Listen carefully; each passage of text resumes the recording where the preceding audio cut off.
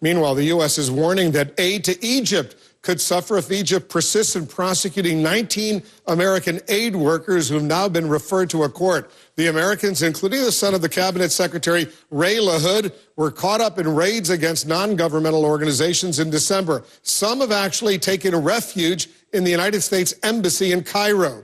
The issue is sparking serious bipartisan anger in Congress, and that could cause some serious fallout for Egypt's military authorities. Our Pentagon correspondent, Chris Lawrence, is standing by with a closer look. Chris? Well, some of those Americans have been branded as fugitives by Egyptian authorities because they left the country, but they're actually in a better position now because the U.S. is unlikely to ever force them to go back to stand trial. At issue are those Americans still in Egypt. As you mentioned, some have taken sanctuary at the embassy, and today the State Department issued a public plea for the other Americans to come to the embassy, get some space, meet with the lawyers, and start to prepare for what could be coming. Egypt is pressing ahead with the prosecution of 19 Americans, civilian aid workers accused of using foreign funds to stir up dissent.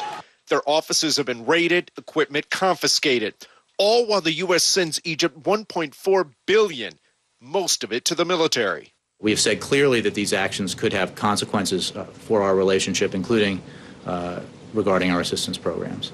But some demand more than mere threats. They want to cut the purse strings. 41 outraged members of Congress signed a letter to Secretaries Panetta and Clinton and Egypt's military leader. The Republicans and Democrats are calling on the U.S. to cut funding until Egypt stops going after the aid groups. I don't think we should send them one thin dime until they release those Americans that they're holding over there, that they're planning to try. It's just terrible. It's clear the military is just trying to pick a fight with the United States because it does not have the support of its own people and is trying to play the American card. Egypt was the first Arab nation to buy American F-16s. It plans to add well over 1,000 Abrams tanks to its arsenal. The two militaries have trained together. The official Pentagon line is, the relationship is strong. We just have to push through this crisis. But privately, a senior defense official admits there's been frustration that after all the years of building this partnership, the Pentagon has not been able to have greater influence. Some analysts say the crisis has exposed a real rift. They expect the U.S. and Egypt to still maintain some relationship. But the strategic alignment that Washington and Cairo have enjoyed over the course of the last 3 decades is clearly coming to an end. And again, today the State Department issuing an open invitation for those remaining Americans charged to come to the U.S. Embassy there in Cairo.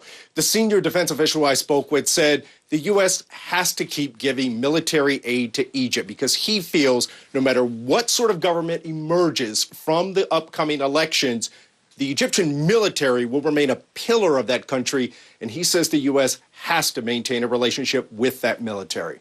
Wolf. You know what's shocking to me is that not only Leon Panetta, the defense secretary, the Secretary of State Hillary Clinton, but the President of the United States, President Obama, they've all personally spoken with General Tantawi, who's the head of the military regime over there in Egypt, and have made the case, you got to stop this if you want U.S.-Egyptian relations to stay on track, if you want the U.S. Congress to continue providing $1.5 billion a year in assistance to Egypt. And General Tantawi doesn't seem either capable or willing to do anything. I don't know what they're saying at the Pentagon about this, but it's pretty shocking when you think about it.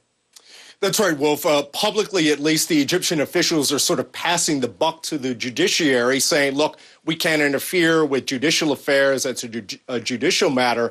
But in reality, everyone knows that the military exerts enormous influence over the interim government, so to speak, that's in power now. And so the failure to do something on this issue, many people believe, is entirely in the hands of the Egyptian military.